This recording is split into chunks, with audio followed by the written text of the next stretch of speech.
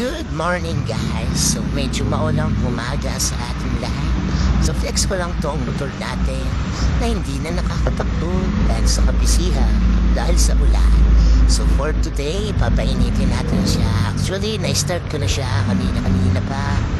So ayan, medyo maali-alitobok pa. Wala kasi siyang cover.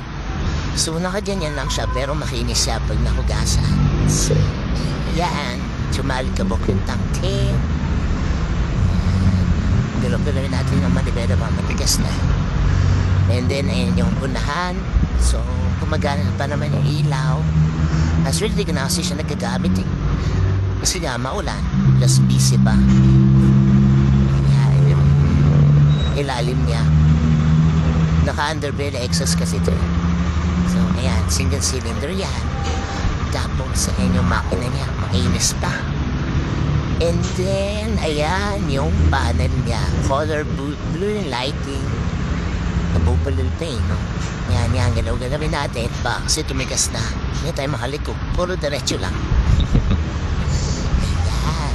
Tapos, ayan. So, maganda pa yung, ano niya, yung idle niya.